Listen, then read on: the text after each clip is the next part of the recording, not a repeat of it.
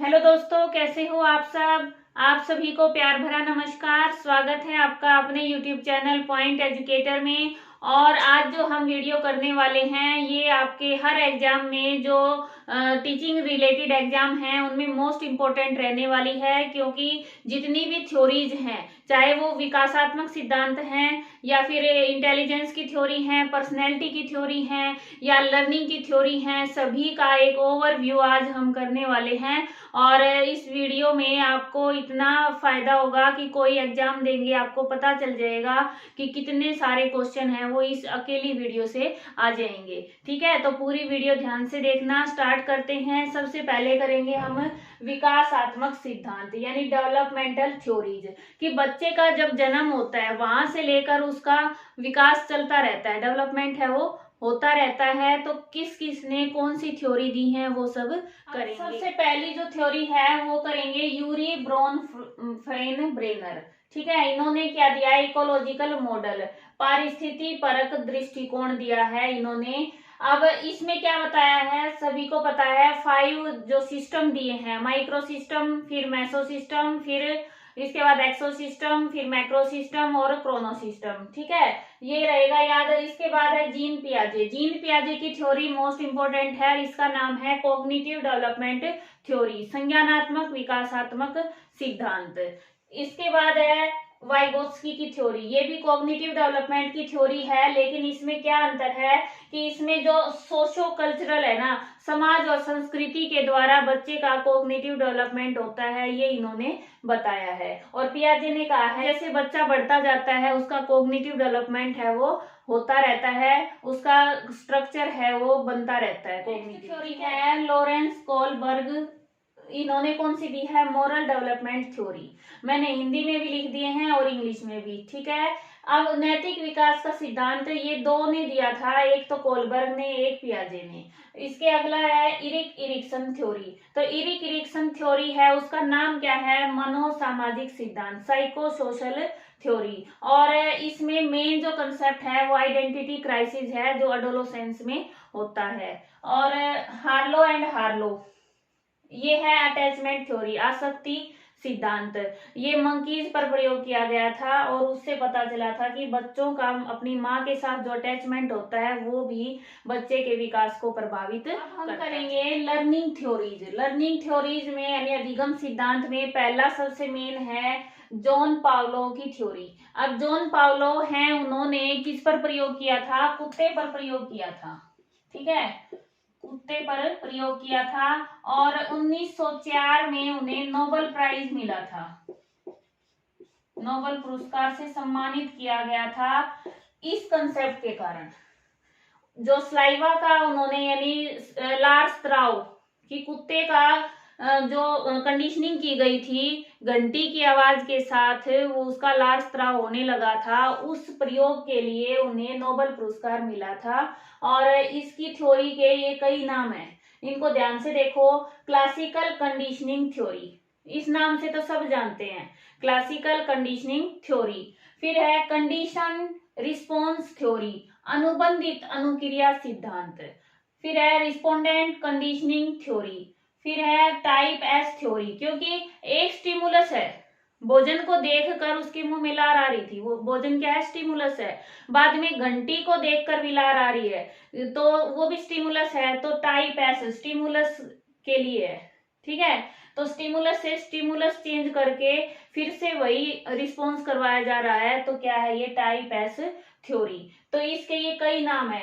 अब मेन बात है ना ध्यान में रखने की, उससे ये है कि कंडीशनिंग जो है ना, कंडीशन, कंडीशनिंग, कंडीशनिंग, ठीक है, अनुबंधन, कंडीशनिंग, तो ये सब क्या है, इसकी नाम है। जहां पर कंडीशन है, कंडीशनिंग है, वो सब क्लासिकल कंडीशनिंग थ्योरी का नाम है। समझ आया। आगे बीएफ स्किनर की थ्योरी है ऑपरेंट कंडीशनिंग थ्योरी, क्रिया प्रसूत अनुबंधन सिद्धांत। ये जो दो थ्योरी है ना, ये दोनों कंडीशनिंग थ्योरी है। पहली क्लासिकल कंडीशनिंग, ये है ऑपरेंट कंडीशनिंग। तो इसमें इंस्ट्रूमेंटल कंडीशनिंग थ्योरी भी कहते हैं, इंस्ट्रूमेंट का यूज किया जाता है। इसका मतलब क्या है कि जो स्टिमुलस है उसको देखकर रिस्पॉन्स तो हो रहा है, लेकिन बीच में रेनफोर्सर है, रेनफोर्सर है, पुनर्बलक है। ठीक है, और ये स्टिमुलस और रिस्पॉन्स में कनेक्शंस के द्वारा सिखाया जाता है, लर्निंग होती है। तो ये कनेक्शनिस्ट थ्योरी भी कहलाती हैं, और इसके साथ ही ये चूहे पर प्रयोग किया गया था। और एक बात मैंने फर्स्ट इसमें बताया था कि कंडीशनिंग है, उसको देखकर कर लेना, लेकिन इसमें भी कंडीशनिंग है। तो आपको ये ध्यान रखना है कि इसमें इंस्ट्रूमेंटल के साथ में कंडीशनिंग है, ऑपरेंट के साथ कंडीशनिंग है। इसके दो ही नाम है, उसमें तीन थ्योरी है लर्निंग की। इनसाइट थ्योरी, इनसाइट लर्निंग भी कहते हैं, इनसाइट थ्योरी भी। सूझ का सिद्धांत, सूझ का सिद्धांत किसका है? कोलर ने दिया है। कई बार कोफ्का भी आ जाता है, कोलर एंड कोफ्का। ठीक है, तो सूझ का सिद्धांत है, ये किस पर प्रयोग किया था? कोलर ने सुल्तान नामक चिंपैंजी पर प्रयोग किया था। वो ये थे ना, जैसे बॉक्स रखे थे या छड़ी का प्रयोग करके दो प्रयोग हुए थे। एक तो छड़ी रख दी थी केले पकड़ने के लिए, इस तरह से उसने बंदर पर प्रयोग किया था। ठीक है, फिर है ऑब्जर्वेशनल लर्निंग। ऑब्जर्वेशन, और इसको सूझ का सिद्धांत है ना, इसको आहा लर्निंग भी कहते हैं, कि एकदम से ही उसके अंदर इंसाइट आ जाती है। फिर है ऑब्जर्वेशनल लर्निंग, एल्बर्ट बंडूरा की। उन्होंने क्या बताया है? लर्निंग बाय इमिटेशन, अनुकरण से सीखना। लर्निंग बाय मॉडलिंग, मॉडलिंग से सीखना। और ऑब्जर्वेशनल यानी निरीक्षणात्मक सीखना। उनकी थ्योरी के ये नाम है। और इन्होंने क्या बताया कि बच्चा है वो social environment, social learning theory भी कहते हैं इसको। क्या कहते हैं? Social learning theory, social learning theory, सामाजिक अधिगम का सिद्धांत। और बोबोडोल एक्सपेरिमेंट उन्होंने इसके लिए किया था। ठीक है, अब ये जो थ्योरी है इसके नाम बहुत सारे हैं। ठीक है, साइन लर्निंग थ्योरी, चिन्ह सीखना सिद्धांत, साइन सिग्निफिकेट थ्योरी। फिर है लेटेंट लर्निंग, अव्यक्त सीखना। एक्सपेक्टेंसी थ्योरी, प्रत्याशा सिद्धांत। ये सब किसके हैं? टोलमैन के। एक ही थ्योरी के ये नाम है अलग अलग, टोलमैन ने ये थ्योरी दी है। और टोलमैन की थ्योरी का मेन कंसेप्ट क्या है? Cognitive map, cognitive map. Cognitive map आ जाए, ये कीवर्ड है इस थ्योरी का। तो ये किसका है? टोलमैन की थ्योरी का कंसेप्ट है। ठीक है, और ये एसएस जो है ना, एसएस लर्निंग, एसएस टाइप की जो थ्योरी होती है लर्निंग की, उसके अंदर आता है इसका सिद्धांत। समझ आया? अब ये एसएस क्या है, एसआर क्या है, ये भी बताऊंगी। अब आपको एक मेन कंसेप्ट है जो एसआर एसएस थ्योरी है वो बता देती हूँ, कि लर्निंग थ्योरीज है ना, इनको टू पार्ट्स में डिवाइड किया जाता है। एक होती है एसआर थ्योरीज और एक होती है एसएस थ्योरीज। एसआर मतलब स्टिमुलस रिस्पॉन्स। ठीक है, स्टिमुलस रिस्पॉन्स, स्टिमुलस स्टिमुलस यानी उद्दीपक उद्दीपक, उद्दीपक उद्दीपक सिद्धांत। और ये हो गए उद्दीपक अनुक्रिया सिद्धांत, अनुक्रिया सिद्धांत। ये क्या होते हैं कि स्टिमुलस को देखकर स्टिमुलस से रिस्पॉन्स होना और इनके बीच में कनेक्शन, संबंध स्थापित होना। तो इसमें कनेक्शन बनता है। ठीक है, कनेक्शनिज्म होता है इसमें, संबंधवाद पर आधारित होते हैं। एसआर के बीच में संबंध स्थापित होता है, और वो किसके द्वारा होता है? पुनर्बलक के द्वारा, रेनफोर्सर के द्वारा।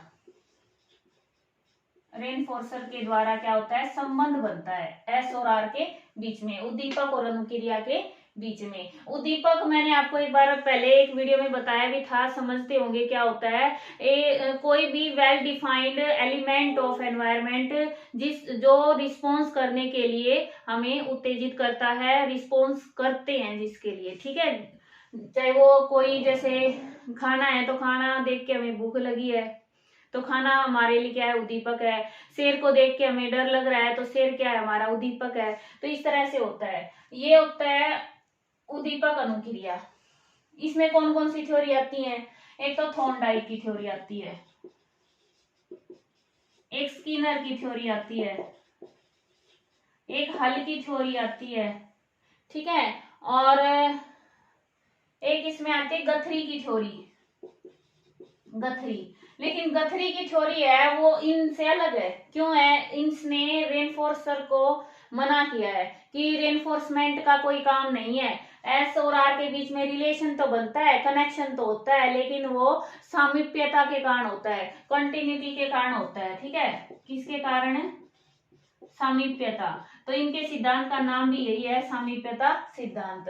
और इन्होंने, इनकी थ्योरी का एक मेन कंसेप्ट क्या है? इन्होंने कहा है कि कोई कुछ सीखता है ना, वो 1 ट्रायल में सीख लेता है। ठीक है, बड़ी अजीब सी थ्योरी दी है। कहते हैं कि एक ही ट्रायल में सब सीख लेते हैं, दूसरा ट्रायल जरूरी नहीं है। तो 1 ट्रायल थ्योरी किसकी है? गथरी की थ्योरी है। ठीक है, और इसके साथ ही इसमें कौन सी आ जाएगी? इसमें है हमारी टोलमैन की थ्योरी। टोलमैन की थ्योरी है, उन्होंने कॉग्निटिव मैप द्वारा सीखना बताया है कि स्टिमुलस है वो रिस्पॉन्स की बजाय दूसरे स्टिमुलस को ही अपना रिस्पॉन्स बना लेता है। ठीक है, तो टोलमैन ने दी है ये। एक पियाजे की थ्योरी भी इसमें कॉग्निटिव डेवलपमेंट की है, इसलिए वो शामिल हो सकती है। और इसके साथ और उसकी गेस्टाल्ट के है ना, जो कोहलर और कोफका इनसाइट थ्योरी। ठीक है, कोफका, ये क्या है? इसमें आ जाएंगे एसएस थ्योरीज में। और एक बात है कि जो ये थ्योरीज है ना, एसआर थ्योरीज हैं, इनको रेनफोर्समेंट थ्योरी भी कहा जाता है, पुनर्बलन थ्योरी भी, सिद्धांत भी कहा जाता है इन थ्योरीज को। ठीक है, अकेली एक को नहीं, सभी को। इनका नाम, एसआर थ्योरीज को क्या कहा जाता है? रेनफोर्समेंट थ्योरी भी कहा जाता है। आगे कंसेप्ट और करेंगे अभी। अब कुछ ये अलग कंसेप्ट और हैं, मैंने एनसीईआरटी की बुक में से थ्योरीज उठाई हैं, जितने भी उसमें दे रखे हैं। तो ये ड्राइव रिडक्शन थ्योरी, ये है हल्की थ्योरी, यानी ये रेनफोर्समेंट की थ्योरी है, प्रणोद ह्रास सिद्धांत। ठीक है, हल्की थ्योरी को क्या कहते हैं? प्रणोद ह्रास सिद्धांत, ड्राइव रिडक्शन थ्योरी। फिर है प्रीमेक एक्सपेरिमेंट। 1959 में एक्सपेरिमेंट हुआ था, प्रीमेक ने किया था, उसने अपना इनाम रख दिया इसमें। ठीक है, तो प्रीमेक प्रयोग क्या था कि इसमें जो बच्चे को एक तो कम पसंद क्रिया है, एक ज्यादा पसंद है। तो जो कम पसंद है वो हम चाहते हैं बढ़ाना, तो क्या करेंगे? जो ज्यादा पसंद है उसका प्रयोग हम रेनफोर्सर के रूप में करेंगे दूसरी क्रिया को बढ़ाने के लिए। ये था हमारा एक्सपेरिमेंट, प्रीमेक एक्सपेरिमेंट। ठीक है, और फिर है लर्न हेल्पलेसनेस, सीखी हुई निस्सहायता। ये सेलिगमैन एंड मेयर की है कंसेप्ट। और इसमें क्या बताया गया है कि जैसे बार बार असफलता मिले किसी काम को करने के लिए, तो बाद में ये होता है कि कुछ भी कर लें हम सफल नहीं होंगे, तो वो एक हेल्पलेसनेस है, वो सीख लेता है। ठीक है, इसमें मैंने आपको एग्जांपल दिया था, सर्कस में जो प्राणी होते हैं, चाहे एलिफेंट है, चाहे लोयन है, टाइगर है, कुछ भी है, उन सबको यही सिखाया जाता है। स्टार्टिंग में उनके साथ कड़ा व्यवहार होता है, मजबूती से बांधा जाता है, फिर वो ये सीख लेते हैं कि चाहे कुछ भी कर लें उनसे भागा नहीं जाएगा, अपने आप को कमजोर मानने लग जाते हैं। और फिर उनको पतली सी रस्सी से बांध देंगे ना, तो भी वो नहीं भागेंगे। तो वो होती है हमारी लर्न हेल्पलेसनेस। फिर है लैंग्वेज डेवलपमेंट थ्योरी, नोम चोम्स्की की है लिंग्विस्टिक थ्योरी। और इसमें मेन कंसेप्ट है एलएडी, यानी लैंग्वेज एक्विजिशन डिवाइस, कि हर किसी के पास जन्म से ये डिवाइस होती है जिसके द्वारा वो भाषा सीखता है। ठीक है, और यूनिवर्सल ग्रामर, कि यूनिवर्सल ग्रामर की एबिलिटी सब में होती है। हर भाषा की अपनी ग्रामर है, कोई रूल है, वो उसको बच्चे को सिखाना ही नहीं पड़ते। अब है इंटेलिजेंस थ्योरीज। सबसे पहली है यूनिफैक्टर, एक कारक सिद्धांत। ये किसने दी है? बीने ने दी है। ठीक है, बीने कि एक ही फैक्टर होता है, उसका मापन करना उसने स्टार्ट किया था। फर्स्ट टेस्ट किसने बनाया था? बीने ने, इंटेलिजेंस टेस्ट। फिर है टू फैक्टर थ्योरी, द्विकारक सिद्धांत। ये किसने दिया है? स्पीयरमैन ने। और इन्होंने टू फैक्टर कौन कौन से बताए हैं? जी फैक्टर और एस फैक्टर। जी यानी जनरल फैक्टर और एस यानी स्पेसिफिक फैक्टर, स्पेसिफिक फैक्टर। ठीक है, जी से जर्नल और ऐसे स्पेसिफिक, यानी जो जर्नल, जो डेली लाइफ की काम होते हैं वो होते हैं जर्नल फैक्टर से, और स्पेसिफिक होते हैं स्पेसिफिक एबिलिटीज। अब इसके बाद group factor theory. Group factor theory समूह कारक सिद्धांत किसका है? थ्रस्टन का। थ्रस्टन ने क्या दिया है? Primary mental abilities. कई बार ये नाम भी आ जाता है और ये भी आ जाता है, आपको दोनों याद रखनी है कि थ्रस्टन ने प्राइमरी मेंटल एबिलिटीज, प्राथमिक मानसिक योग्यताएं दी हैं। कितनी दी हैं? 7। ठीक है। फिर है मल्टीपल इंटेलिजेंस थ्योरी, बहुबुद्धि सिद्धांत।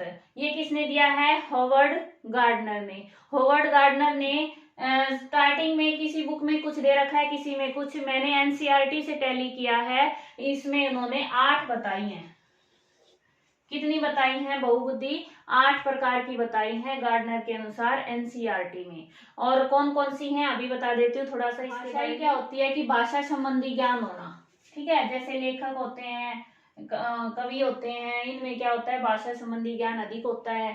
फिर बॉडीली काइनेस्टिक। अब ये क्यों करवा रही हूँ? क्योंकि इस थ्योरी से हर बार क्वेश्चन आता है, इसलिए मोस्ट इंपोर्टेंट है। और पीजीटी लेवल पर तो एग्जाम्पल के द्वारा पूछा जाता है कि इस तरह से, जैसे डांसर में और ये पायलट है, इनमें किस प्रकार की बुद्धि होती है। तो बॉडीली काइनेस्टिक में कौन से आ जाएंगे? जो इसका शरीर से संबंधी काम है, जैसे डांसर है, नृतक है और सर्जन है।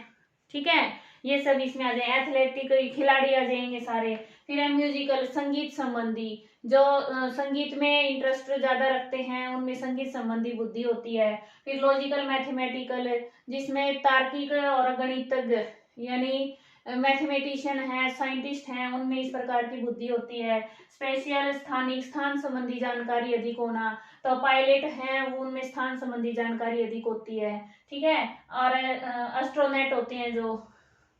फिर है इंटरपर्सनल, अंतर व्यक्तिगत, कि एक व्यक्ति से दूसरे व्यक्ति के साथ बातचीत करने में निपुण होना, उनके साथ यानी रिलेशन बनाने में निपुण होने की बुद्धि। फिर है इंट्रापर्सनल। इंट्रापर्सनल होता है अपने आप में, अपने आप को समझना, अपने आप को कंट्रोल रखना, एडजस्टमेंट करना, ये सब इंट्रापर्सनल इंटेलिजेंस होती है। फिर है नेचुरलिस्टिक। नेचुरलिस्टिक क्या होता है कि प्रकृति के बारे में बुद्धि होना, जैसे किसान के अंदर होती है ये। ठीक है, तो ये इसके एग्जाम्पल हैं और ये 8 प्रकार की बुद्धि एनसीईआरटी में दी गई है। अगली थ्योरी है हायरार्किकल मॉडल ऑफ इंटेलिजेंस, यानी हायरार्की में दिया है पदानुक्रम दृष्टिकोण। ये ऑर्थर जॉनसन की थ्योरी है और इन्होंने 2 लेवल बताए हैं, level 1 ability, level 2 ability. Level 1 में क्या होती हैं? जो सिंपल काम करने के लिए होती हैं, स्किल्स होती हैं, वो आ जाएंगी। और लेवल 2 में जो एडवांस स्किल होती हैं वो शामिल होती हैं। फिर है स्ट्रक्चर ऑफ इंटेलेक्ट मॉडल, ये किसका है? जेपी गिलफोर्ड का। ठीक है, इसको दूसरा नाम क्या है? 3D मॉडल ऑफ इंटेलिजेंस, यानी 3 डायमेंशन में होता है। ये मैं पहले भी करवा चुकी हूँ सारे। तो 3 डायमेंशन में होता है। वो डायमेंशन कौन कौन सी होती हैं? कंटेंट्स, ऑपरेशंस एंड प्रोडक्ट, विषय वस्तु, संक्रियाएं और उत्पाद। ये इसकी 3 डायमेंशन होती हैं और तीनों आपस में इंटरकोलेटेड होती हैं। ठीक है, तो एक दूसरे से सह संबंधात्मक रूप से जुड़ी होती हैं। अब इसके आगे और है एक नेक्स्ट है टेरेरिक थ्योरी ऑफ इंटेलिजेंस, यानी त्रिपक्षीय सिद्धांत। किसने दिया है? रॉबर्ट स्टर्नबर्ग ने। इन्होंने बताया कि 3 टाइप की बुद्धि होती हैं, वो आपस में जुड़ी होती हैं। ये है एनालिटिकल, क्रिएटिव और प्रैक्टिकल। इनका दूसरा नाम भी होता है, ये कंपोनेंशियल को कहते हैं एनालिटिकल, एक्सपेरिमेंशियल को कहते हैं क्रिएटिव और कॉन्टेक्चुअल को कहते हैं प्रैक्टिकल। ठीक है, ये 3 तरह की बुद्धि हैं, इनसे व्यक्ति काम करता है। इसके बाद ये है नई थ्योरी है पास मॉडल ऑफ इंटेलिजेंस।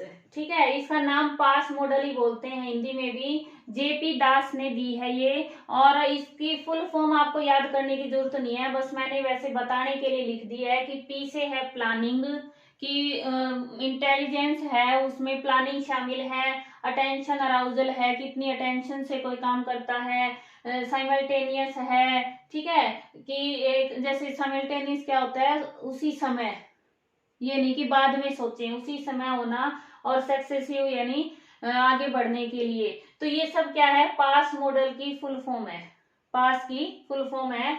ये याद करने की आपको जरूरत नहीं है, बस जस्ट देख लेना कि क्या है ये। फिर है इसने एक टेस्ट बैटरी भी बनाई है। ठीक है, हर बार नया कंसेप्ट उठता है, हो सकता है इंटेलिजेंस में इसकी अब की बार ऐसा क्वेश्चन आ जाए तो जेपी दास की ये टेस्ट बैटरी है जिसका नाम है CAS, कॉग्निटिव असेसमेंट सिस्टम।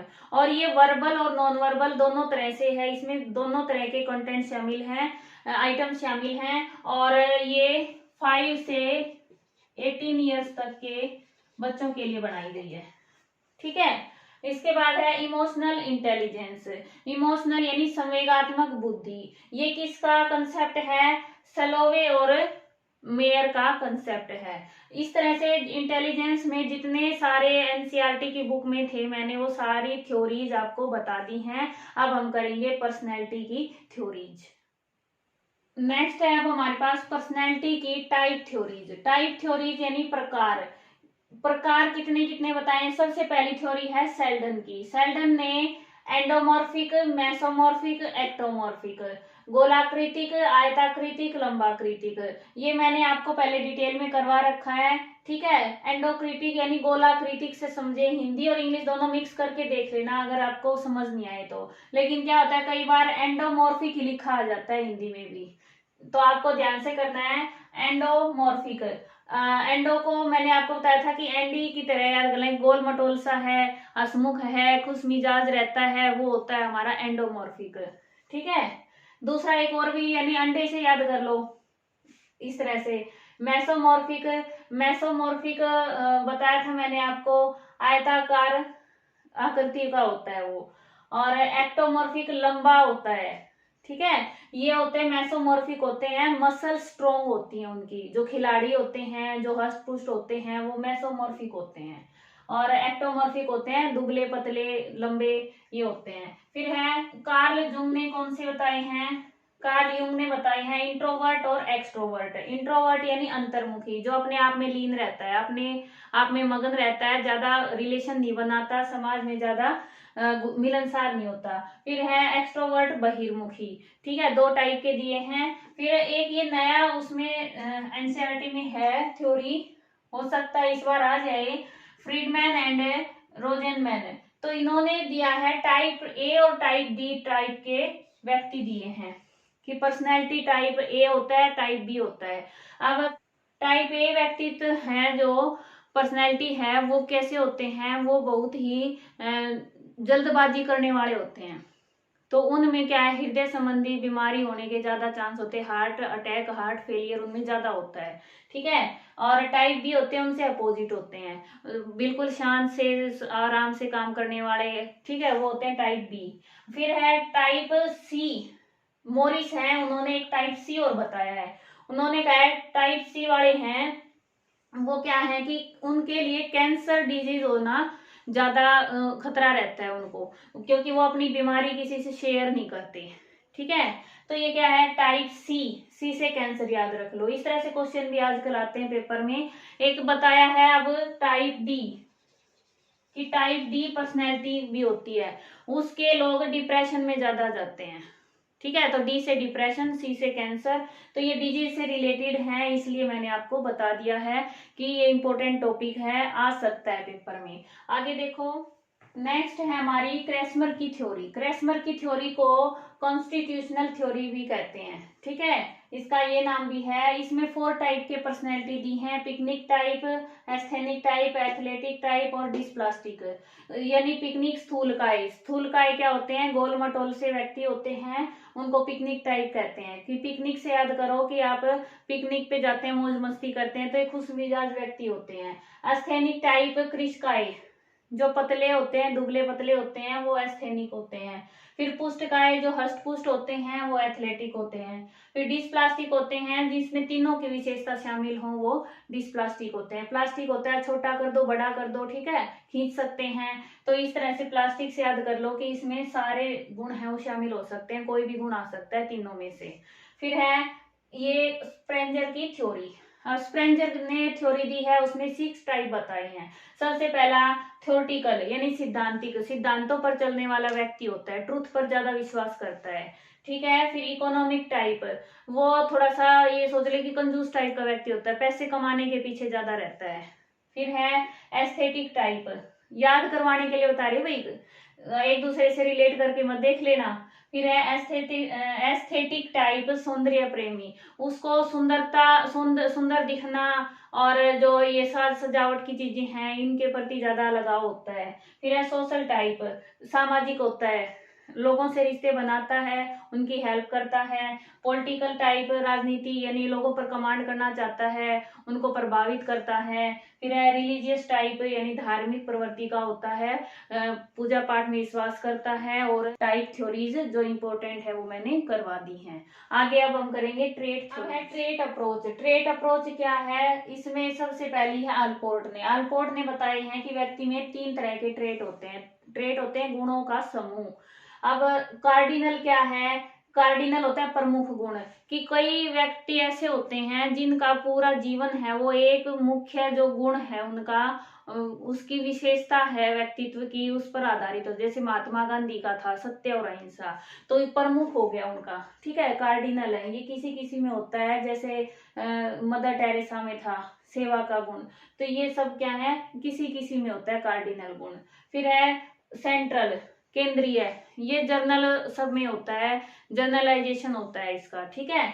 फिर है सेकेंडरी, गौण, जैसे मान लो कि उसका कोई ज्यादा महत्व नहीं होता कि मुझे आम पसंद है, आपको कुछ पसंद है, तो पसंद संबंधी ट्रेट होना, ये सेकेंडरी में आ जाएगा। फिर है कैटल ने बताया 2 टाइप के ट्रेट बताए हैं, सोर्स ट्रेट और सरफेस ट्रेट। सरफेस यानी जो बाहर से दिखते हैं, सोर्स है उनके अंदर जो स्टोर हैं वो गुण, ठीक है, वैसी प्रवृत्ति। तो क्या ये कैटल ने एक बनाया है क्वेश्चनियर 16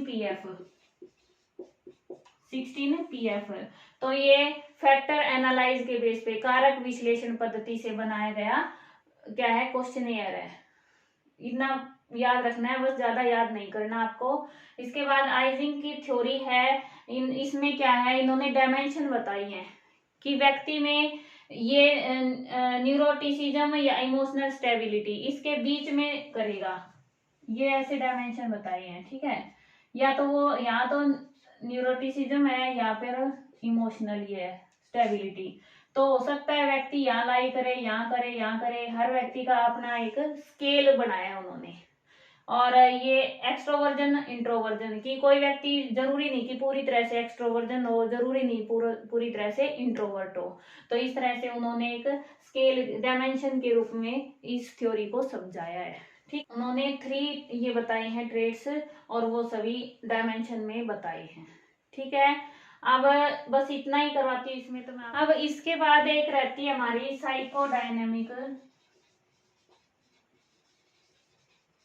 अप्रोच। ये किसकी है, ये है सिगमंड फ्रायड, ठीक है, सिगमंड फ्रायड मनोविश्लेषणात्मक अप्रोच है ये। और इसके बाद सिगमंड फ्रायड के कंसेप्ट थ्योरी से कुछ लोग हैं वो उसमें उन्होंने क्रिटिसिज्म किया, आलोचना की उनकी, और अपना अलग उन्होंने बना लिया। उनको नव फ्राइडियन भी कहते हैं या फिर नियो फ्राइडियन भी कहते हैं। तो आप वो देख लें उसमें क्या है। तो इसमें होते हैं हमारे जैसे कार्ल जूंग, ठीक है, कार्ल यूंग है, और इरिक्सन की थ्योरी है, ये पर्सनैलिटी डेवलपमेंट की थ्योरी है। और इरिक फॉर्म, ठीक है, और इसके अंदर और आएगा एडलर। तो ये सभी हैं, ये उन्होंने फ्रायड की थ्योरी का कुछ भाग लिया है लेकिन पूरी तरह से सहमत नहीं थे। इसके बाद इन्होंने अपनी अपनी अलग थ्योरी निकाली है, इसको हम ज्यादा डीप में नहीं करेंगे, ठीक है। और जैसे एक होती है ह्यूमनिस्टिक अप्रोच, मानवतावादी दृष्टिकोण। मानवतावादी दृष्टिकोण में कौन आ जाएगा, मैस्लो आ जाएगा। मैस्लो की थ्योरी की है आपने कई बार, आवश्यकता पदानुक्रम नहीं की है तो वैसे याद रख लें कि मैस्लो ने दी है, ह्यूमनिस्टिक अप्रोच है इनकी। और एक है इसके साथ कार्ल रोजर्स। मैस्लो ने क्या बताया है कि व्यक्ति को सेल्फ एक्चुअलाइजेशन है, वहां के स्तर तक पहुंचना है। व्यक्ति एक एक सीढ़ी चढ़ता जाता है, अपनी नीड आवश्यकताएं पूर्ति करता जाता है और सेल्फ एक्चुअलाइजेशन आत्म क्या होता है, सिद्धिकरण, ठीक है, वहां तक पहुंच जाता है। फिर है कार्ल रोजर्स ने भी क्या बताया है कि व्यक्ति का जो उद्देश्य है वो होता है अनकंडीशनल रिगार्ड देना और फुली फंक्शनिंग पर्सन, ठीक है, फुली फंक्शनिंग पर्सन। तो ये इनके कंसेप्ट हैं, एक दो मैंने वैसे ही बता दिए हैं, हो सकता है पेपर में आ जाए कोई ऐसा कंसेप्ट आपको याद आ जाए। और इसके साथ ही इतनी थ्योरीज मैंने करवा दी हैं, उम्मीद है आपको समझ आया होगा, आपका रिवीजन भी हुआ होगा और आप इसको अच्छे से कर लें क्योंकि इसमें से बहुत ज़्यादा क्वेश्चन आने वाले हैं। थैंक्स फॉर वॉचिंग, आपका दिन शुभ हो। कोई भी डाउट है तो आप बता सकते हैं, आपके कमेंट का जवाब जरूर मिलेगा। धन्यवाद, आपका दिन शुभ।